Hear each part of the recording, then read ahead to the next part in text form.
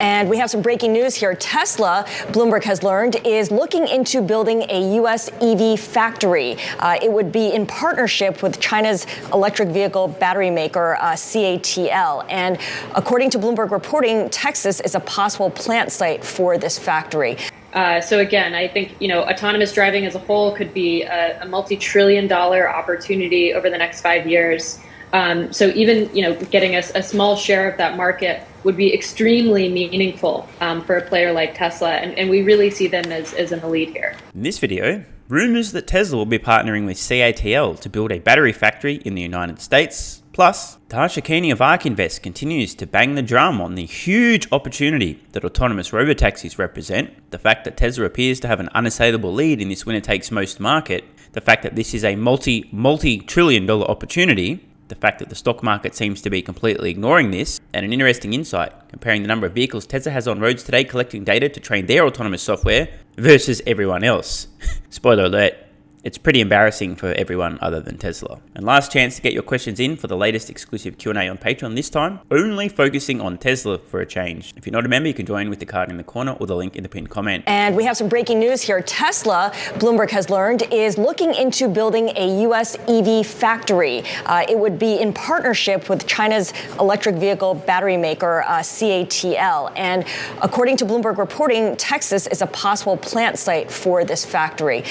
Tesla has recently discussed factory plans with White House officials as well. Ed Ludlow, the co-host of Bloomberg Technology, broke this story, and he joins us now from San Francisco. Ed, can you give us some more details?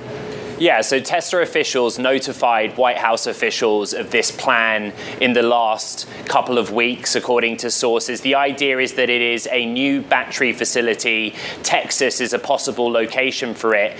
While these are still unconfirmed rumours, I think they're relatively credible. After all, it's kind of obvious that Tesla's going to need to make a shit ton of batteries in the United States and in China and in Europe and literally everywhere they have a factory. It just so happens that as a side effect of this, if such a facility is built, this will benefit Tesla to the tune of stupid amounts of money being spent to incentivize local production of batteries to help localize supply chain in the United States, part of the Inflation Induction Act. Don't get me wrong, it is important for localized battery production in the United States. It is a national security issue, but there's also no need to incentivize companies to do this, because if they have brains, they'll do it anyway, and if they don't have brains, they'll go out of business. Just like there's no need to ban the sale of internal combustion engine vehicles past a certain date, because EVs are a commercial inevitability, and within just a few years' time, consumers who do not have rocks in their head, which I hope is most consumers, will no longer be interested in buying ICE vehicles because they'll cost significantly more than a compelling electric vehicle, and they're way more expensive to own and operate. Oh, and they're less safe. Oh, and they're also not as good for the environment over the lifetime of ownership. But hey, as I've said in the past, as a Tesla stock investor, any money the governments anywhere globally want to piss around and throw at Tesla for doing stuff they would have done anyway, I'll take it, even if it's totally unnecessary and a total waste of resources. But what sources are saying is that Tesla want to mirror the type of deal that Ford did with CATL. CATL, the biggest maker of battery cells for EVs in the world, a sort of Chinese giant. But in the case of Ford and Michigan, what they did is Ford wholly owns the US entity. It wholly owns the operation. They licensed the technology from CATL. Tesla wants to replicate that, we're told by sources.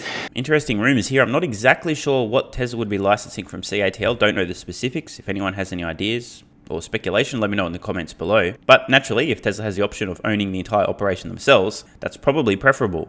What the Tesla kind of thinking around this is they're trying to find out from the White House and the Treasury what the parameters under the IRA are going to be. Because remember, the point of the IRA is to onshore manufacturing and make US companies less reliant on Chinese supply chain. We're told by our sources that that was part of the question that was put in those talks over the last couple of weeks, how something like this might be possible, how Tesla could pursue a US-based battery facility with CATL, but that's what we're hearing. Talks have been going for a couple of months, I'm told, and it's in the early stages, but this is all part of the mega expansion that Tesla has planned over the next couple of decades or decade to expand its manufacturing footprint, and they've talked endlessly about the need to find new battery cell supply as part of that. Ed, fantastic reporting as always. Of course, that is Bloomberg Technology anchor Ed Ludlow. While still just rumours, they seem relatively credible. After all, it's inevitable. Tesla's going to be producing batteries in the United States everywhere. Makes a lot more sense over the long term to be doing that than importing batteries from elsewhere. I mean, duh. You want to make the things that go in the things as close to the things that they're going into as possible. Saves time and also a lot of money. It seems like Tesla's just trying to make sure with the White House. We would like to do this battery project. Since you want to throw a lot of money at people making batteries in the US anyway, we just want to make sure the details are right, so we'll get all this money thrown at us that we don't need, but we'll take. That's my best guess as to what conversations have been happening between Tesla and the White House, assuming these rumors are credible. Tasha Keeney of Ark Invest has some thoughts about AI, Elon Musk, and the open letter from a bunch of AI and industry experts calling for a 6-month pause on the development of advanced AI until we make sure that we're not accidentally summoning the fucking demon. Over to you, Tasha. Elon Musk has always, both raised caution and sort of pushed the boundaries of AI forward in his work. So he's spoken out a number of times about how we should be careful. He even said that he could potentially launch a ChatGPT competitor at some point. So I guess I'm not surprised to hear the concerns, but in this case. Again, I think for Tesla in particular, the opportunity is really in Robotaxi.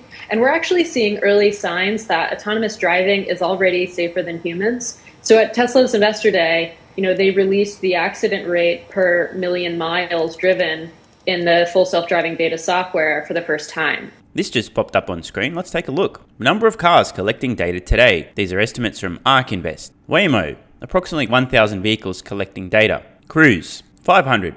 Pony, 300. Tesla, 2.7 million. Xpeng, 270,000. If it's true, it is, that the more data, the better in terms of training your neural networks. If we didn't know anything else other than the fact that data is the most critical ingredient to improving the capabilities of a neural network, anyone want to take a guess here at which of the companies appears to be in a strong/dominant position? Just in case you guys aren't aware, by the way, these graphics are not to scale. I don't know what CNBS are doing here. Like, really, I've got no idea what the they're thinking. Maybe they just wanted to make sure that you could see Waymo, Cruise, Baidu, and Pony because they're so tiny. If this was all to scale, you wouldn't even be able to see the bars for these because they're so small. But Xpeng has 10% as many vehicles on roads collecting data as Tesla. This is an extremely misleading graphic, the way that CNBS is presenting it, because it looks like Xpeng is about 50% that of Tesla, not 10%. The point remains, however, the numbers are what matters. Forget about the deceptive way this is being presented. Tesla has 10 times as many vehicles on roads collecting data as number 2. 10 times. An order of magnitude. So again, back to the question. If we didn't know anything else, and we just had to bet, based only on the information we have here, the numbers of vehicles collecting data to train their full self-driving software, which company has the highest probability of not only successfully solving autonomy, but maintaining a truly unassailable lead? Leave your guess in the comments below. I'm too dumb to figure it out myself. But I just wanted to call this out.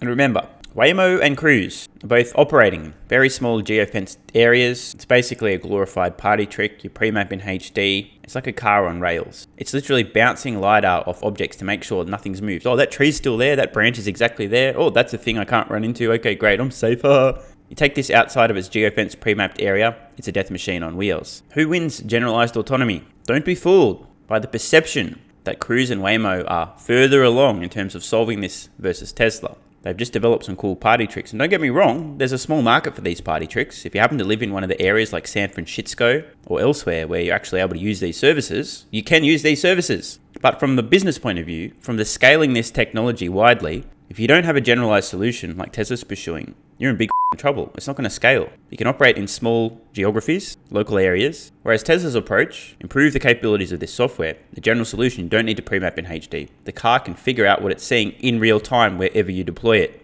Big difference. If you adjust that rate for city streets, because up until the most recent release, that's really where the FSD beta software worked, is on city streets. It would suggest that a Tesla in FSD is roughly 5 times safer than a Tesla driven by a human. So again, I think this is a company that has both the data set and the capability to prove to regulators that this technology is safer. Now, will it be regulated? Yes. But I think that cities and regulators should all be on board for this technology because we think it'll be 80% safer than a human. And again, we're already seeing the early signs of that with the assisted driving technologies. When do you think the market will realize the value in all of this, Tasha? That is a great question. Really great question. One thing is for sure, it hasn't yet. Not even a little bit. The successful solving of autonomy and the financial implications are the primary driver in my own Tesla valuation model. I think Ark say that autonomy accounts for something like 2/3 of their Tesla valuation. Last I recall, they believed that the value opportunity represented in terms of market capitalization for autonomous robotaxis end of the decade is worth about 11 or 12 trillion dollars in market cap. Big opportunity. For context, Tesla's market cap today is maybe 5% that amount, and that's based on their entire business, not just the autonomy component, but everything they're doing today. I'm still struggling to understand exactly how this is going to play out in terms of Tesla's valuation, because at some point between now and Tesla successfully solving autonomy, awakening the robotaxi fleet, and widely deploying their autonomous vehicles globally, the market figures out that they're going to print insane amounts of money, and they really did have an unassailable lead, and it really is a winner-takes-most market. At some point, there's got to be an enormous increase in Tesla's valuation, assuming they do solve autonomy. But I don't think the market's really giving them any credit for solving autonomy yet. Remember what happened recently with language-based AI models? The capabilities out of absolutely nowhere went from garbage to holy shit, this could be the end. The same thing may happen with autonomous software. This could cause an extremely violent increase in Tesla's stock price. Not a prediction, because I don't know what's going to happen. All I'm saying is at some point between now and solving autonomy, I think Tesla's valuation is going to increase by multiple trillions of dollars. I don't know how quickly the market realizes what's happening, because I would have thought at this point you'd be like, oh, hang on a minute. Their fleet's massive. They've got an unassailable lead. They're going to maintain that lead, hence being unassailable. But apparently no. People seem to be ignoring autonomy almost entirely. So I'm very curious to see what happens and how things play out. I mean, is this like an overnight thing? Is this like a happens in a week thing? Does it take months, quarters, or even years? I got no idea. I mean, it could get to a point where Tesla's deployed tens of thousands, then hundreds of thousands of robotaxis, completely autonomous. They're printing insane amounts of money. And Tesla stock barely moves until the first quarterly results, based on the revenue from the robotaxi fare starts hitting the bottom line. Maybe it takes a few quarters. I've got no idea what's going on here. Between you and I hope the stock market continues to ignore the potential of Tesla's autonomy, because I'm still buying with every spare cent, and the cheaper it is, the better. So, I think over the next 5 years, we should actually be publishing an updated Tesla price target very soon. Who's pumped? I cannot wait for Ark's updated Tesla valuation model and new price targets. Always good to hear their research. I also like to stress test my own assumptions versus Ark's. Sometimes we have very opposing ideas, but often there's quite a bit of overlap. Often arrive at similar conclusions, similar estimates independently, which is an interesting sign. But if you look at our 2026 forecast, it would suggest that Tesla's price could top, $1,000 per share by 2026. So that's up from roughly 200 today. So, based on Ark's old Tesla price targets, Tesla stock could surge 5 times in the next give or take half a decade. Spoiler alert, there's a very high probability that Ark's price targets for Tesla will be increasing when they update their valuation model. Why? Because Tesla's lead has extended. Their already unassailable lead has grown further. They're moving faster than everyone else. They're innovating. They're driving their costs down. Their lead, as we saw with the number of vehicles on roads, is just absurd. So don't be surprised if this $1,000 turns into $1,200 or $1,300 or $1,500. I certainly wouldn't be disappointed with a return like that. So again, I think, autonomous driving as a whole could be a multi-trillion-dollar opportunity over the next 5 years. So even, getting a small share of that market would be extremely meaningful for a player like Tesla. And we really see them as in the lead here. Multi-trillion-dollar opportunity and Tesla in the lead. Music to my ears. Do you think that they can capture the mass market as well with their price points, with the autonomous products that they roll out? And also, just a quick take on the backlash that this whole AI drive is seeing right now. I'm so glad you asked about price points, because that's actually the most exciting piece of this technology. The reason that autonomous driving will be so innovative is because it's lowering the price per mile to get around. So right now, on average, the cost to drive a personal car in the US is about 70 cents per mile. Wait, are we actually living in a simulation? Tesla stock down 42% in the last 12 months, Rivian down 69%, and Lucid down 69%. You cannot make this up. What even is this? Simulation confirmed. We think the price of an autonomous taxi at scale could be as low as 25 cents per mile, although there'll be support for higher price points. So that would suggest that all over the globe, including places like China, where ride-hail's already pretty inexpensive, autonomous travel should be cheaper. It should open the market to people who are not in the ride-hail space today, to consumers that are not in the ride-hail space today. And it'll completely change how we get around, how we receive our goods. It'll change everything. So, again, I think there's always going to be worry and concern over AI. In the case of autonomous driving, I really think that price will be the major determinant of demand. And again, we're already seeing that this technology is safer. It's not perfect, but I think it'll be safer than a human. There will still be crashes, but I think there'll be fewer accidents than we see today. Obviously, this is inevitable. It's just a question of when, not if, but when. When will autonomous vehicles, will autonomous robotaxis be safer than human drivers? And they will continue to improve and become safer and safer and safer over time. It's important to understand autonomous robotaxis, once scaled, once the costs have come down, not only cheaper, but better. That's what causes massive disruption. Cheaper and better.